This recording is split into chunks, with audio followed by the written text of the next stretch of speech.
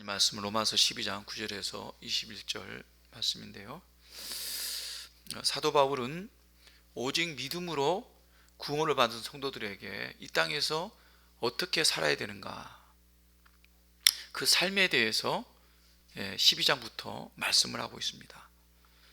그러니까 계속해서 제가 말씀드렸지만 11장까지는 어떻게 하면 구원받은 백성이 되는가, 오직 믿음으로, 오직 은혜로 그렇게 구원받는다.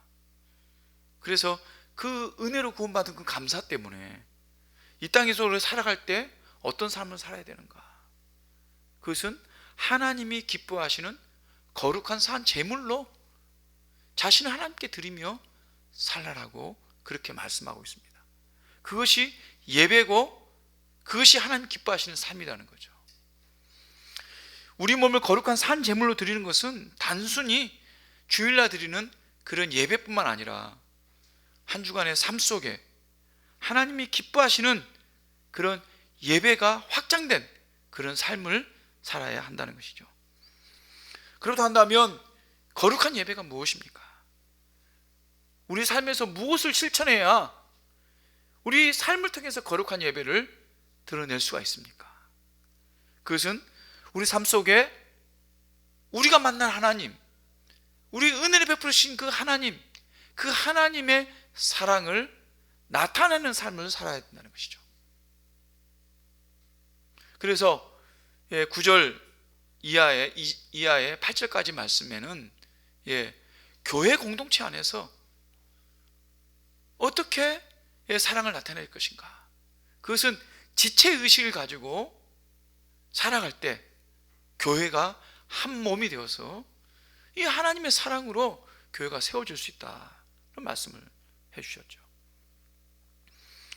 그렇다 한다면 우리가 이 세상에서 어떤 삶을 살아야 되는가? 마찬가지입니다. 하나님의 사랑을 나타내야 하는 것입니다. 우리가 살펴보고 있는 로마서가 기록될 당시에 로마의 성도들은 어땠습니까? 그들은 핍박 속에서도 온전한 믿음 생활을 위해서 최선을 다했습니다. 그런데 그런 핍박 상황에서 사도 바울이 성도로서의 신앙의 삶을 살 때 어떻게 살아야 되는가, 그 구체적인 삶에 대해서 이야기를 하고 있습니다. 그래서 교회 공동체에서 사랑을 어떻게 실천할 것인지, 핍박받는 세상 속에서 사랑을 어떻게 실천해야 될 것인지, 그것을 이야기하고 있죠. 사랑하는 여러분, 오늘 말씀을 통해서 사랑의 실천이야말로 하나님이 가장 기뻐하시는 영적인 예배다라는 사실을 깨닫고 더욱 사랑으로 우리 삶 속에서 승리하는 저와 여러분 되시길 바랍니다. 오늘 9절 말씀은 사랑에는 거짓이 없나니 악을 미워하고 선에 속하라 라고 말씀을 시작하고 있습니다. 사랑에는 거짓이 없다.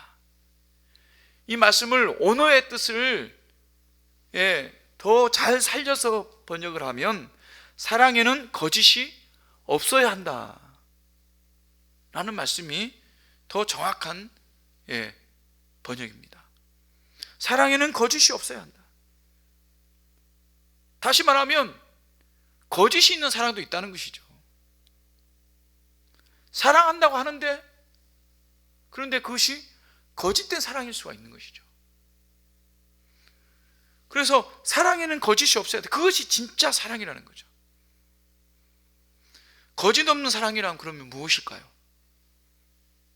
그것은 악을 미워하고 선에 속하는 것입니다. 악을 미워하고 선에 속한, 그래서 거짓 없는 형제 사랑을 해야 된다, 그렇게 말씀하고 있습니다. 오늘 많은 성도들이 원수를 사랑하라는 말은 잘 아는데요, 악을 미워하라, 악을 미워하라, 그런 말씀은 마치 성경에 없는 것처럼 그렇게 생각할 때가 많아요. 왜냐하면 원수로 사랑하라는 그 명령에 위배된다고 생각하죠. 미워한다는 것 자체가, 원수로 사랑한다는데 어떻게 미워할 수가 있느냐, 이렇게 생각할 수 있는 것이죠. 그러나 그것은 착각입니다. 악을 미워할 줄 모르는 가운데 그저 사랑한다는 것은, 그것은 거짓된 사랑입니다. 그것은 사랑을 너무나 값싸게 남발하는 것입니다. 하나님 앞에서 악한 것을 악하다고 말하지 않고 그저 좋은 게 좋다 라는 식의 어떤 사탕발림의 사랑은 진정한 사랑이 될 수 없는 것입니다.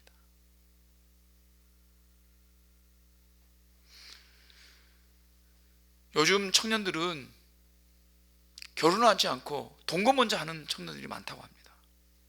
심지어는 먼저 동거를 해봐야 진짜 결혼을 해야 되는지 말아야 되는지 결정할 수 있다, 그렇게까지 이야기하는 사람도 들어봤습니다.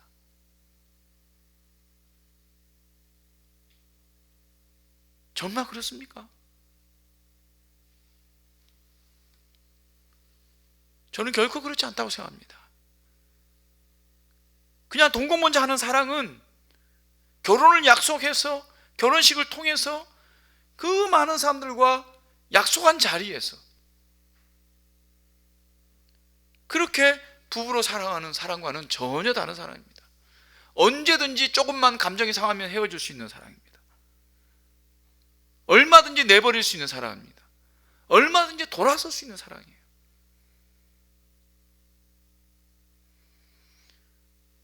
심지어는 교회 청년들도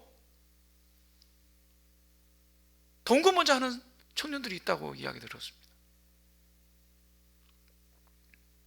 정말 안타까운 거죠. 예수님 믿는다고 하면서 사랑한다는 핑계로 결혼도 하지 않고 육체적인 관계를 한다. 그것은 거짓된 사랑입니다. 마태복음 7장에 보면 주여 주여 하면서 주의 이름으로 선지자 노릇을 하며 주의 이름으로 귀신을 쫓아내며 주의 이름으로 많은 권능을 행하던 자들에게 주님께서 뭐라 했습니까? 내가 너희를 도무지 알지 못하니 불법을 행하는 자들아, 내게서 떠나라, 그렇게 말씀했습니다. 불법을 행하는 것입니다.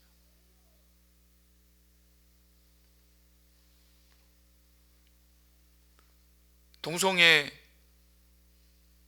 하는 사람들을 우리가 사랑해야죠.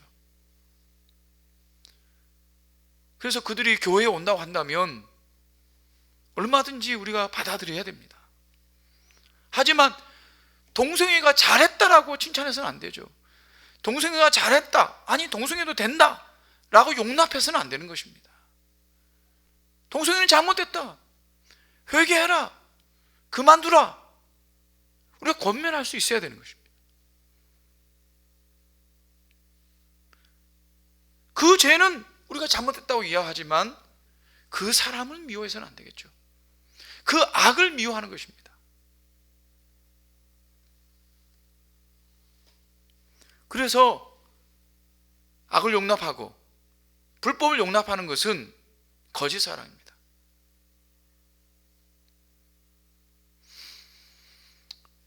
하지만요, 악을 미워하는 것만으로는 충분하지 않습니다. 오늘 말씀을 보면 악을 미워하고 선에 속하라 그랬습니다. 선에 속하라는 말도 선을 잡아라 이런 뜻이 더 강합니다. 선에 굳게 서라, 선한 것을 굳게 잡아라, 이 말씀입니다. 그 구체적인 표현이 뭡니까? 형제를 사랑하여 서로 우애하고 존경하기를 서로 먼저 하라.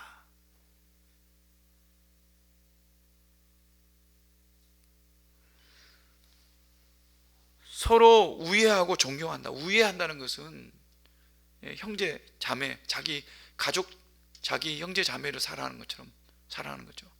존경하는 것은 부모님을 사랑하는 것 같은 그런 사랑이죠. 가족을 사랑하는 사랑으로 서로 사랑하라는 거죠. 빌리 그레암 목사님이라고, 지금은 돌아가셨습니다만 전 세계적으로 부흥 집회를 열었습니다. 전도 집회를 열었죠.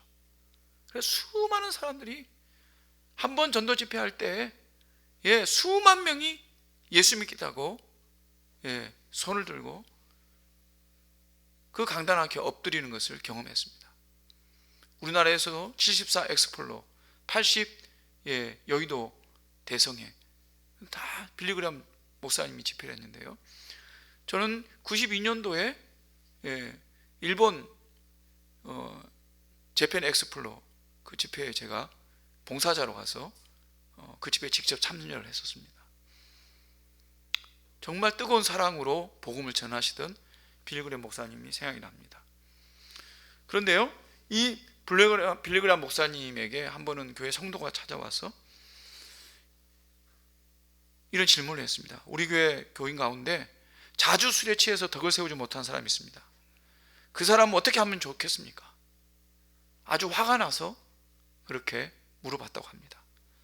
그때 빌리그램 목사님이 성경에 술 취하지 말라고 했으니까 성경대로 권면해서 들으면 좋지만 만약 듣지 않으면 책벌을 해야 되겠죠. 그러나 또한 성경에 성령 충만함을 받으라 했는데 성령 충만하지 못함을 받은 사람도 책벌을 해야 되겠죠. 그렇게 말했습니다. 다시 말하면 술 취한 사람도 잘못됐지만 성령 충만하지 못하는 사람도 잘못한 것이 아니냐라는 것이죠. 다시 말하면 성령 충만하지 못하고 남을 판단하고 정죄하는 것에 앞서 나간다면 그것도 큰 죄라고 하는 것을 말씀하는 것입니다. 우리가 교회 안에서 다른 사람들을 죄를 지적하고 단죄할 때 그 사람을 사랑하기 때문에 내가 그렇게 한다, 그렇게 말할 때가 많습니다. 정말 그것이 사실이라고 한다면 먼저 그 형제를 사랑하는데 최선을 다해야 됩니다. 마치 자신의 친부모나 친형제처럼 사랑하는 태도로 그렇게 보고 난 뒤에, 그렇게 사랑하고 난 뒤에 그 죄에 대해서 지적한다는 것, 그렇게 하면 얼마나 좋겠습니까? 그렇지 않고 사랑하기 위해 죄를 지적한다, 입술로만 그렇게 한다고 한다면 그것은 올바른 사랑의 태도가 아니라는 것이죠. 그래서 죄를, 악을 미워하되 선에 굳게 선 사람, 그 사람이 온전한 사랑을 할 수 있는 사람입니다. 11절 말씀은 성도 간의 사랑은 주님을 잘 섬기는 것과도 직결된다는 것을 보여줍니다. 부지런하게 게으르지 말고 주님을 섬기라고 했습니다. 이것은 몸으로 열심히 섬기는 것을 말하죠. 성도 간에 사랑하고 우애하고 존경하는 그런 마음이 있으면 부지런히 교회를 섬기는 마음이 생깁니다. 그런데 여러분, 부지런히 몸으로 교회를 섬기는 것, 거기에만 열심히 있으면 어떤 현상이 일어나냐면 나중에는 낙심의 자리에 나가게 돼요.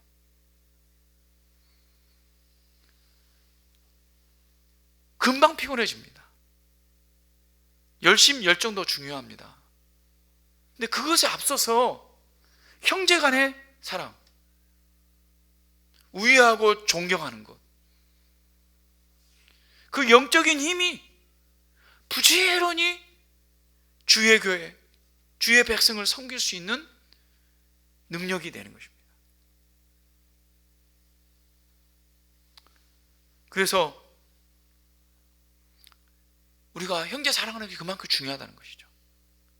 우리의 신앙생활에 있어서, 또 우리의 이 신앙을 실천하는 데 있어서 형제 사랑하는 것만큼 중요한 것이 없다라는 것을 다시 한번 강조하고 있는 것입니다.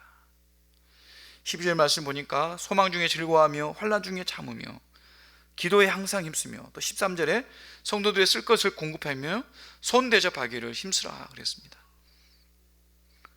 영적인 것과 또 육적인 것을 다 같이 말씀하고 있는데요, 소망 중에 즐거워하며 천국에 대한 소망을 품고 살아가는 것이죠.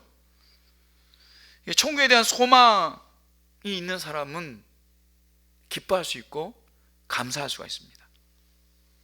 기뻐하고 감사한 사람은요, 이 땅에서 환난 가운데서도 또 낙심된 일이 있고 또 고난의 일이 있고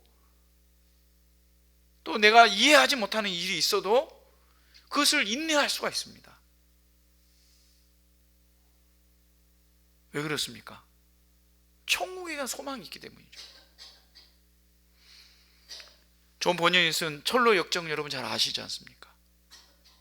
거기에 보면 기독교라는 그 주인공이 천상에 이를 때까지 얼마나 많은 고난과 우여곡절을 겪습니까? 그러나 거기서 넘어지지 않는 이유가 뭐냐면 이 천상을 향한 소망 때문입니다. 이 소망이 있는 것이 우리 영적인 힘입니다. 그렇게 하기 위해서는 기도에 항상 힘써야 됩니다. 기도에 힘쓰지 않으면 천국에 대한 소망을 잃어버릴 때가 많아요. 왜냐하면 기도하지 않으면 세상에 함몰되어 버리거든요. 기도하지 않으면 세상 걱정하고 세상 자랑하고 세상의 것 누리는데 정신이 없습니다. 세상으로 향하는 발걸음을 잠시 멈출 수 있게 하는 게 기도입니다. 여러분이 집에서 성경을 펼쳐놓고 성경을 읽고 하나님 앞에 기도할 수 있으면 그것만큼 좋은 일이 어디 있겠습니까? 모든 것을 딱 정지하고 하나님 앞에 서는 거죠.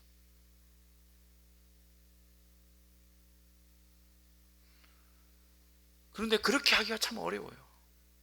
그래서 어떤 분들은 자기 집에 기도방을 하나 딱 마련해 놓더라고요. 제가 참 부러웠던 분 중에 한 분은 제가 전에 있었던 교회의 어떤 권사님인데 시골에 조그마한 집을 지어가지고 기도방을 만들었더라고요. 기도방이 찜질방이에요. 찜질방. 찜질하면서 기도한대요. 그냥 기도해도 땀이 나는데 찜질하면서 기도하면 얼마나 땀이 많이 날지 모르겠는데, 그런데 거기에서 주시는 하나님의 은혜가 엄청나게 크답니다. 그래서 친구 권사들, 친구 집사님들 함께 모여가지고 거기서 기도회도 하고 찜질도 하고, 그렇게 하면 얼마나 좋겠습니까? 근데 우리가 보통 그렇게 할 수가 없죠. 그래서 교회에 나오는 겁니다. 그래서 새벽에 기도하는 겁니다. 수요일날 기도하는 거예요. 여러분, 기도의 자리에 나오시기 바랍니다. 그래서 하나님 앞에 엎드리시기 바랍니다. 그래서 천국을 소망하는 여러분 됐으면 좋겠습니다. 그러면서 성도들의 쓸 것을 공급하며 손 대접하기 힘쓰라 그랬습니다. 손 대접하기를 힘쓰는 것, 아브라함부터 믿음의 사람들이 항상 했던 것이죠. 그래서 부지 중에 천사를 대접하는 그런 놀라운 일들이 일어나고 천사로부터 축복을 받고, 그래서 천사가 사람의 모습으로 와서 그 사람이 천사인 줄 모르고 대접하는 거죠. 그래서 우리 주변에 천사들이 많이 다닙니다. 그래서 우리가 손 대접하기를 힘써야 됩니다. 근데 힘쓴다고 해서 상다리가 부드러지게 머리 차린다는 그런 의미가 아니죠. 마른 떡 한 조각만 있어도 행복한 것처럼 작은 것으로 우리가 최선을 다해서 섬기는 것, 그게 손 대접하는 겁니다. 어떤 사람이 이렇게 할 수 있습니까? 사랑하는 사람이 할 수 있습니다. 참된 사랑을 아는 사람이 할 수가 있습니다. 여러분, 참된 사랑으로 성도를 섬기고 돕고 하나가 되는 저와 여러분 되시기를 주님으로 축원합니다. 오늘 14절 말씀은 너희를 박해하는 자를 축복하라, 축복하고 저주하지 말라 그랬습니다. 너희를 박해하는 자를 축복하라. 우리에게는 금방 실감이 안 될 수가 있습니다.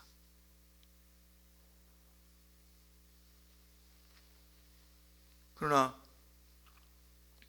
수십 년 전만 해도 이 땅에 성도들이 얼마나 많은 박해를 받은지 모릅니다.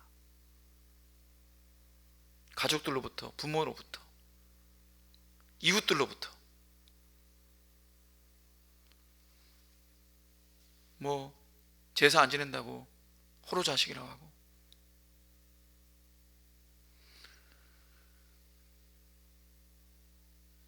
뭐 그런 박해 많이 받았습니다. 그런데 이 말씀이 기록된 그 시대, 사도 바울이 로마서를 기도한 그 시대의 성도들, 이 편지를 읽고 있는 그 첫 번째 성도들은 얼마나 극심한 박해를 받았는지 모릅니다. 그리고 그 이후에 2세기, 3세기 들어가서는 그 박해가 극심했습니다. 정말 순교의 자리로 나가는 사람들이 얼마나 많은지 모릅니다. 때로는 그냥 때로 순교를 당하기도 하고,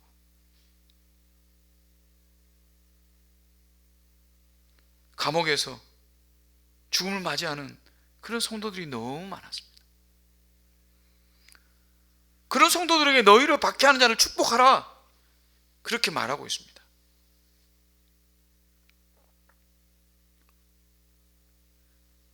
여기서 축복하라, 축복하라를 2번이나 반복하고 있죠. 어떻게 박해하는 자, 핍박하는 자를 축복할 수가 있겠습니까? 오늘 말씀 보면 축복하고 저주하지 말라 그랬습니다. 우리 박해하는 원수들에 대해서 성도가 저지를 수 있는 죄가 이 저주로부터 시작되죠.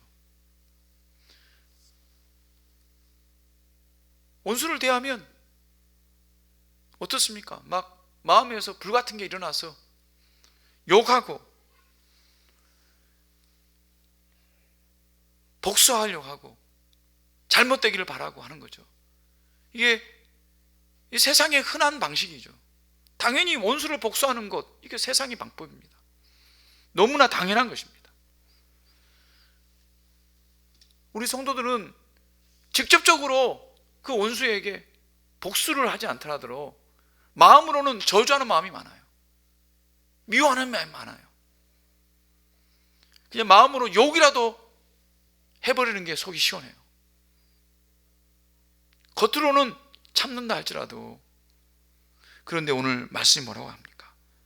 저주하지 말라 그랬습니다. 그런 저주도 하지 말라는 거예요. 욕하지도 말라는 거죠. 미워하지도 말라는 거죠. 오히려 뭐 하라고 했습니까? 축복하라고 했습니다. 축복하라.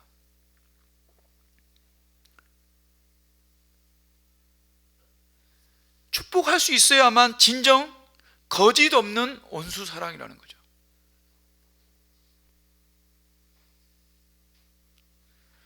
그러나 우리가 어떻게 우리 심령으로 그렇게 할 수가 있겠습니까? 우리가 스스로는 결코 원수를 축복할 수 없을 것입니다. 하지만 예수님께서 십자가에서 자신을 못 받는 사람들을 위해서 축복하며 기도했습니다. 그들이 구원받기를 위해서, 그들이 돌이키기를 위해서. 그러니까 우리의 힘으로 할 수 없고 예수님의 마음으로 할 수 있는 것입니다. 예수님의 영으로 할 수 있는 겁니다. 성령의 역사가 있어야 가능한 것입니다. 불가능한 것이 아니라는 거죠. 그래서 우리가 성령의 충만을 받고 성령의 인도함을 받고 성령께 순종하는 마음으로 진짜 사랑을 이루기 위해서 그렇게 하나님 앞에 엎드릴 수 있는 존재가 되어야 된다고 말씀하고 있습니다. 그렇게 원수를 축복하는 그 사랑, 그런 사람들이 이 세상을 향해서 어떻게 살아야 되는가? 첫 번째는 기쁨과 슬픔을 함께 나누라고 말하고 있습니다. 즐거워한 자들과 즐거워하고 우는 자들과 함께 울라. 이게 뭡니까? 서로 공감할 줄 알아야 된다는 거죠. 다른 사람들의 기쁨에 대해서 시기하기가 쉽습니다. 또 슬픔에 대해서 무관심할 수도 있습니다. 우리 성도들은 그렇게 해서는 안 된다는 거죠. 우리 이웃이 즐거워하면 함께 즐거워할 줄 알고, 슬퍼하는 자들은 함께 울어줄 줄 알아야 됩니다. 그래서 우리 이웃들의 슬픔에 대해서 우리 성도들이 더 관심을 가지고 지켜봐야 됩니다. 특별히 우리 이웃들 중에 예수 믿지 않는 사람들에게 장례가 났다 그러면 한 번이라도 만난 적이 있고 아는 사람이 있다고 한다면, 여러분 그 소식을 들으면 꼭 장례식에 찾아가는 게 좋겠어요. 그게 그 사람들과 함께 우는 것입니다. 그럴 때 그 안에 감동이 있는 것이죠.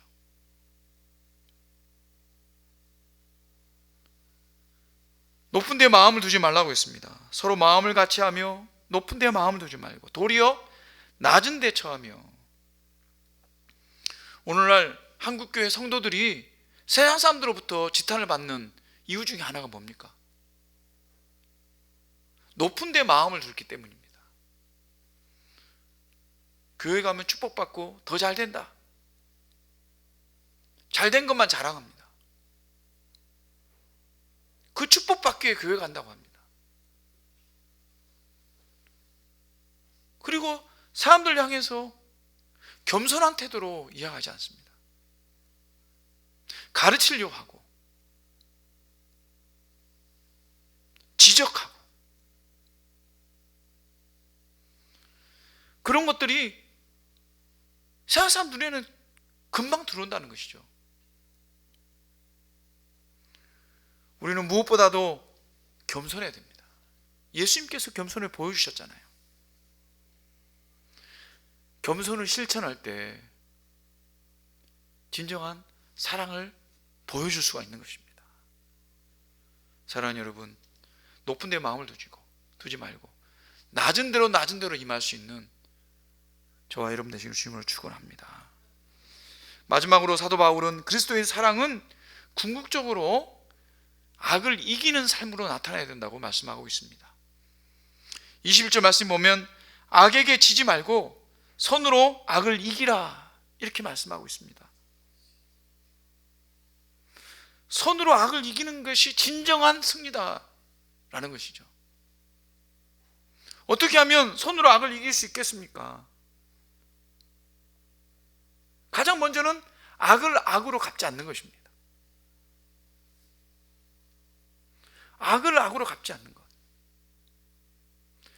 악하게 했다고 해서 그 악한 대로 똑같이 갚아주면 그것은 악에게 지는 것이다 라고 말하는 것입니다. 우리가 그러죠. 우리 그리스도인들이 참 억울한 일을 많이 당합니다. 그래서 화가 나가지고 우리가 그걸 대갚아 주잖아요. 그러면 세상 사람들이 또 조롱을 합니다.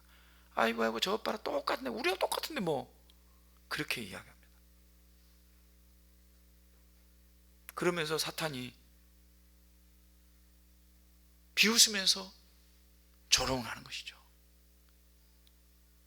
그렇게 넘어지게 하기 위해서 우리에게 자꾸 악으로 시비를 거는 것입니다. 그래서 악을 악으로 갚지 말고 모든 사람 앞에서 선한 일을 도모해라. 어떻게든 선한 것이 나타나도록 하라는 것이죠.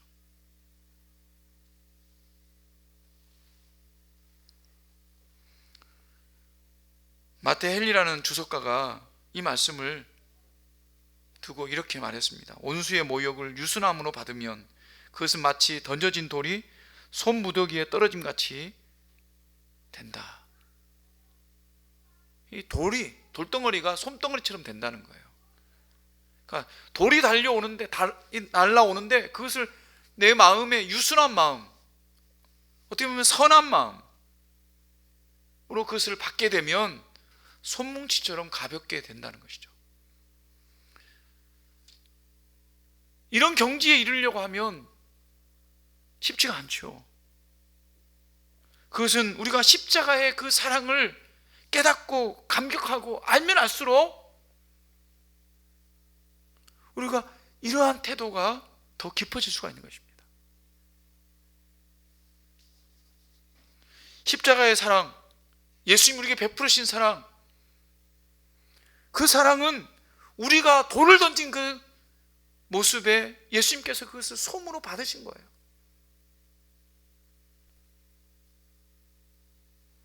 그래서 우리를 위해서 자기 목숨을 십자가에 내놓으신 거죠. 우리의 악을 보고 그것에 대한 평가를 하시고 그것에 대해서 마음을 아파하셨다고 한다면 결코 십자가에 우리를 위해서 돌아가실 수가 없는 것이죠.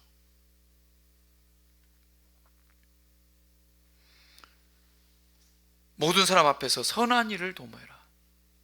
악을 그대로 받아치는 것이 아니라 오히려 그것이 선한 일로 나타나도록 하라는 것입니다. 우리를 핍박하는 사람들에게도 마찬가지고요, 또 우리를 유혹하는 사람에게도 마찬가지입니다.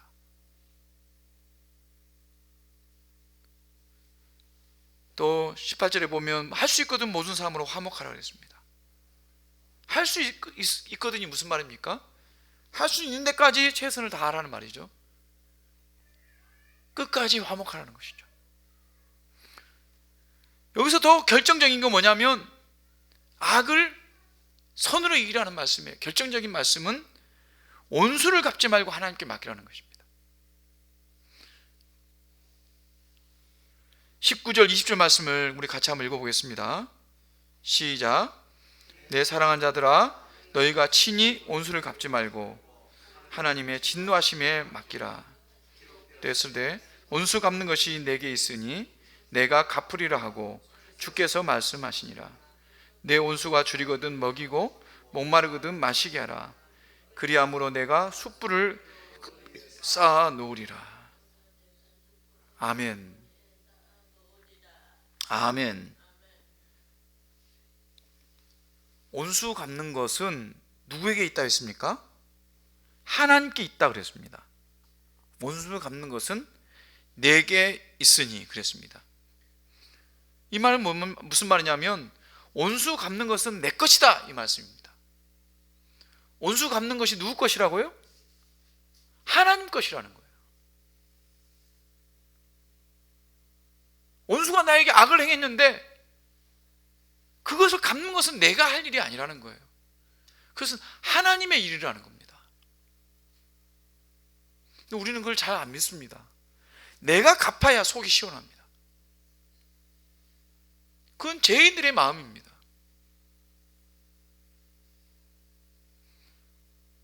그러나 그 원수는 하나님께서 갚아주십니다. 어떤 경륜을 통해서, 어떤 상태를 통해서 마지막에는 끝내는 하나님께서 갚아주시는 거예요. 그런데 만약 우리가 그것을 하나님께 맡겨드리고 우리가 그 원수를 위해서 먹이고 목마르게 하며 목마른 자에게 목을 축이게 하면 어떻게 되냐면 그리함으로 내가 숯불을 그 머리에 쌓아 놓게 된다라고 말하고 있습니다. 숯불을 쌓아 놓는다는 말은 무슨 말입니까? 그 사람이 스스로 죄를 깨닫게 된다는 거예요.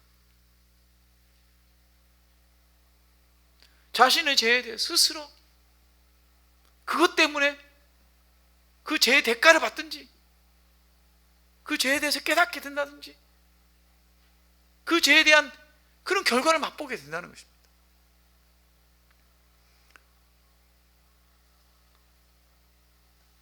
초대교회 성도들은 모진 핍박과 박해를 받았습니다.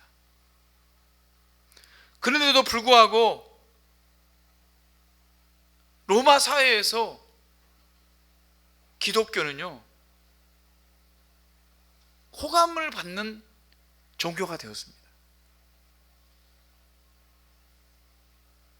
3세기경에 로마 전역에 전염병이 돌았는데요, 모두가 도시를 떠나고 있을 때 기독교인들은 도시를 떠나지 않고 병든 이웃들을 돌봤다고 합니다.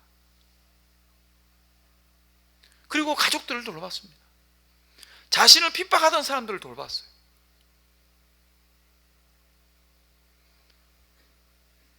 당시 이교도들의 그 신앙의 개념은 뭐냐면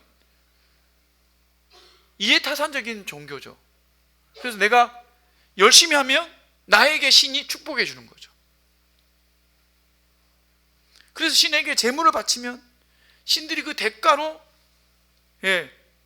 자신을 축복해 주는 겁니다.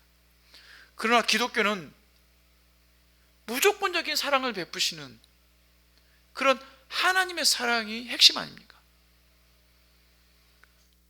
그렇기 때문에 그 초대교회 성도들은 사랑으로 이웃들을 감동시켰습니다.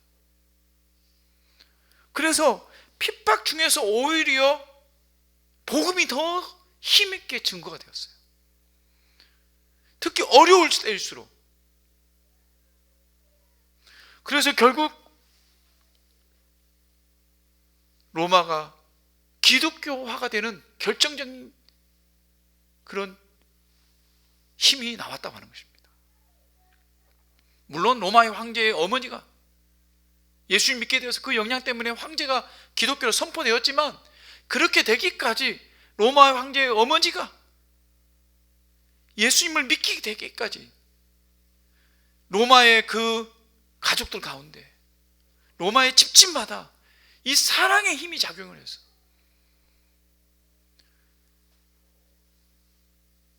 그래서 그렇게 복음이 증거되어지고 전파가 되었다고 하는 것입니다.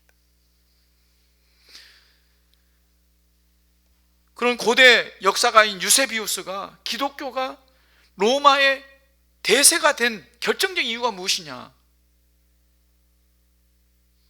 그것을 이렇게 기록했습니다. 교회가 사랑을 온전히 해했기 때문이라고 기록을 하고 있습니다. 세상의 핍박과 종교와 권력을 이기게 된 핵심적인 이유가 뭐냐? 그것은 바로 사랑이었습니다. 사랑하는 성도 여러분, 하나님께서는 사랑하는 것이 이기는 것이라고 말씀하고 있습니다. 축복해 주는 것이 이기는 것이라고 말씀하고 있습니다. 선하게 대하는 것이 이기는 것입니다. 이 세상을 변화시키고 이 세상을 하나님 나라로 만드는 것입니다. 사랑하는 여러분, 우리가 악을 사랑으로, 선으로 이기는 저와 여러분 되시기 바랍니다. 세상을 향해서도 그래야 되지만 우리가 형제 자매들을 향해서도 정말 온전한 사랑으로 하나님을 기뻐하시는 그러한 영적 예배로 그렇게 하나님을 예배할 수 있는, 삶으로 예배할 수 있는 저와 여러분 되시기를 주님으로 축복합니다.